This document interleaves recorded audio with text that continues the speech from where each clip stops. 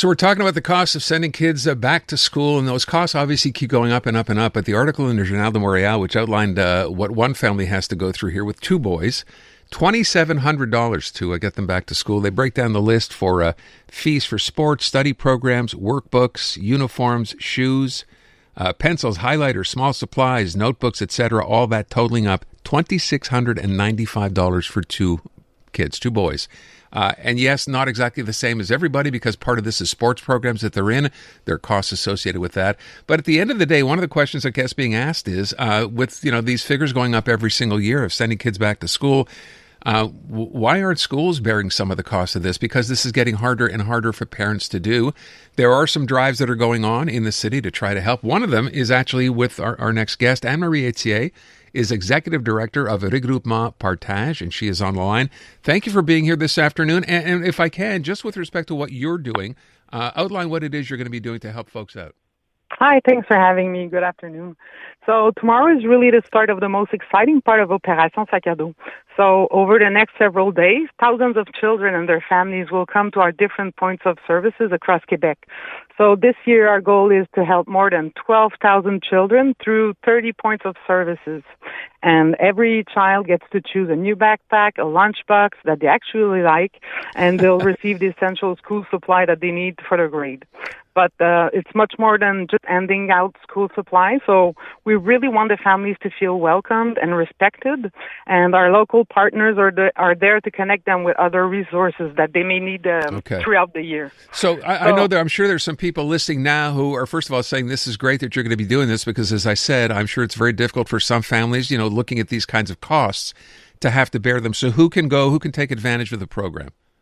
Yeah, so we are helping families who are experiencing financial vulnerability. Sorry for my English. No. And something that is really important to understand is that the face of poverty is changing. So these are not necessarily families who have been using community services for years.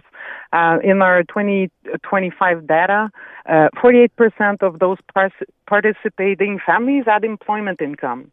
And 60% were participating in Opération Sac à Dos for the first time. So we are increasingly seeing working families who simply have no financial room left after paying for housing, groceries, and basic bills.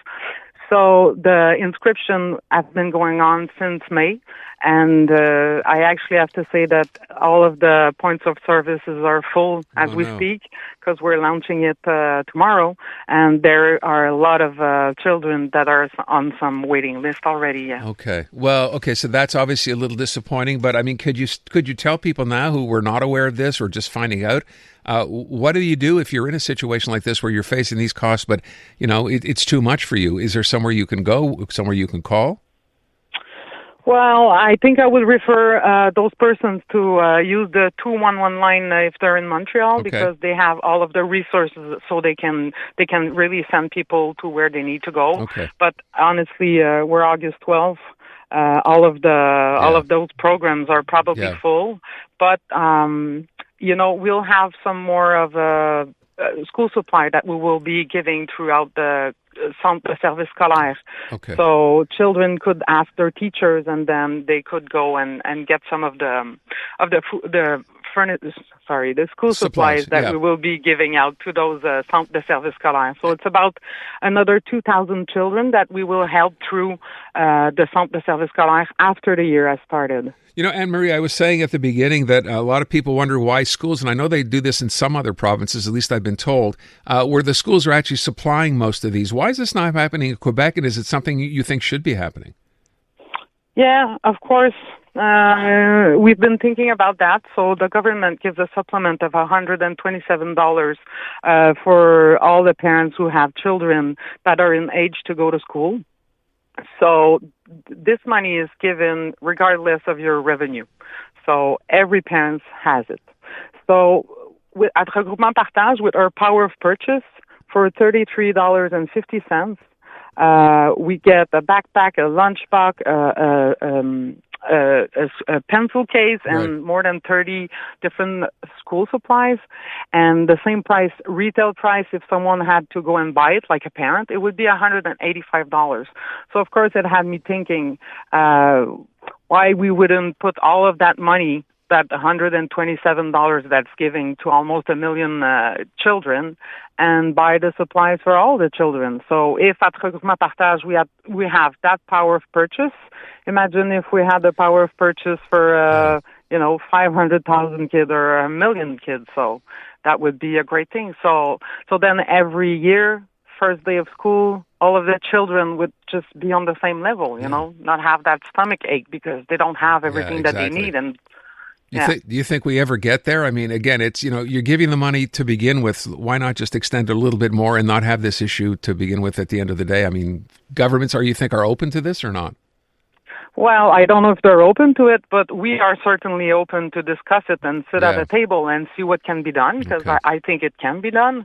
And I think every children should have the same right as the other, regardless of their family income. So they should be able to get to school and realize themselves. Yeah. Listen, I think that's a hard thing to say you don't agree. I think obviously we want everyone to start off on the same foot, right? And that would be the best way things could go. So I'm glad that organizations like yours exist. There are others as well. I know Welcome Hall Mission is doing its part as well. I thank you for coming on. I wish you the best and keep up the great work that you do. Thank you so much for having me. You bet. Good afternoon. Bye-bye. So there you go. That's just one organization. But again, given that it is August 12th, I'm sure as parents you would have had to take care of this a while ago. She says they're full. I mentioned Welcome Hall Mission. I saw Sam Watts today talking about the fact that they're helping out as well for back to school. But if you do find yourself in a jackpot as a parent and, you haven't been able to get the help and you need the help because it's expensive to send kids back to school, as she said, maybe the first thing to do, call the city, call 211 and see if they can direct you somewhere where you can at least maybe try to get some help for this. Hey, I'm Ruby Carr, the host of the podcast Encore. Check out our brand new episodes featuring music from the show that everyone is reheating as we speak, Heated Rivalry. Join me as I go behind the songs that brought Shane and Elia together. I'll tell you the stories of Feist, My Moon, My Man, Wolf Parade's I'll Believe in Anything, and Tattoo's All the Things She Said, and how they all became a part of this global phenomenon. Stream Encore on iHeartRadio, Crave, or wherever you get your podcasts.